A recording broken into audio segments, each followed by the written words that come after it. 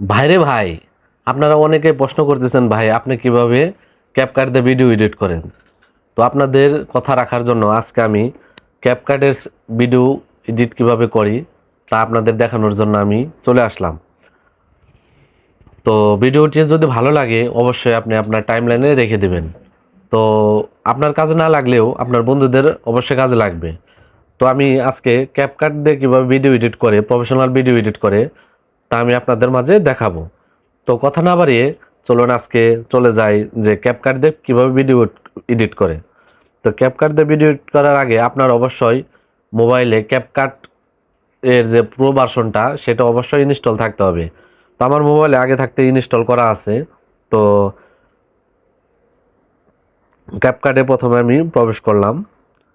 তো ক্যাপকাটে প্রবেশ করার পর এখানে প্রথমে দেখাবে আপনি নিউ প্রজেক্ট। তো নিউ প্রজেক্টে প্রথমে আপনি ওকে করবেন। তো নিউ প্রজেক্ট ওকে করলে এখানে আপনার ভিডিওগুলো আপনি দেখতে পাবেন।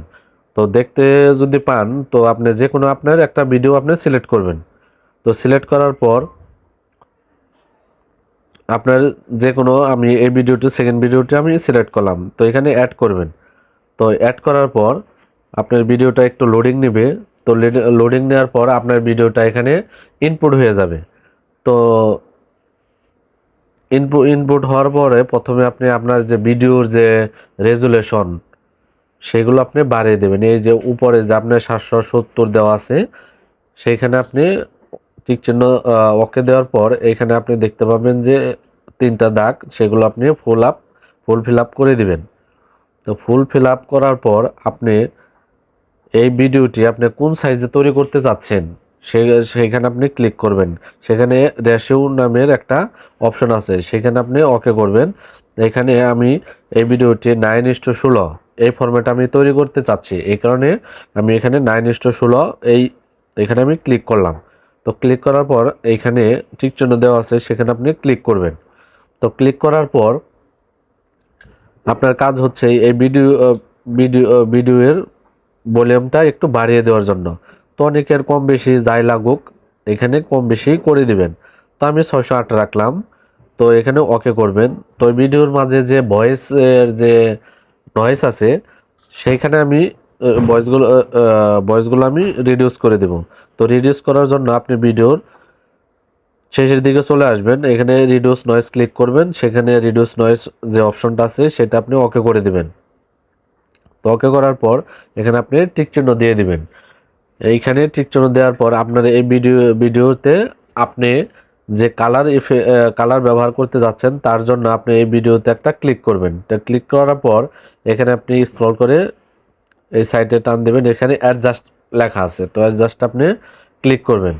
তো ক্লিক করার পর আপনি এখানে যে যদি আপনার ব্রাইটনেস কম বেশি করা লাগে সেখানে আপনি করে নেবেন। তো আমার ব্রাইটনেস ঠিক আছে, যার কারণে আমি আর ব্রাইটনেস কম বেশি করলাম না। তো স্যাচুরেশনটা একটু আপনি বাড়িয়ে দেবেন। তো বাড়িয়ে দেওয়ার পর আপনার একটু কালার আসবে। তো এখানে আপনি ওকে করে দেবেন।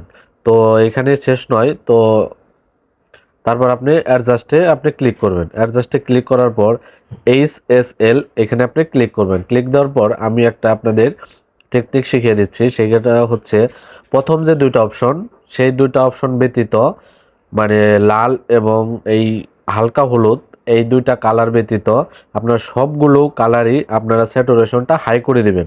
তাহলে আপনার যে কোনো ভিডিওর কোয়ালিটি দেখবেন অনেক সুন্দর হচ্ছে। তো আমি এখানে বাড়িয়ে দিলাম।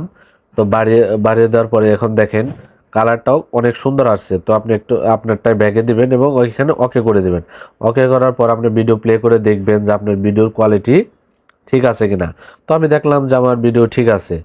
তো এখানে হচ্ছে এখন হচ্ছে আপনি যদি বলেন যে আপনার ভিডিওতে স্লো মোশন দিবেন, তো এখানে দেখবেন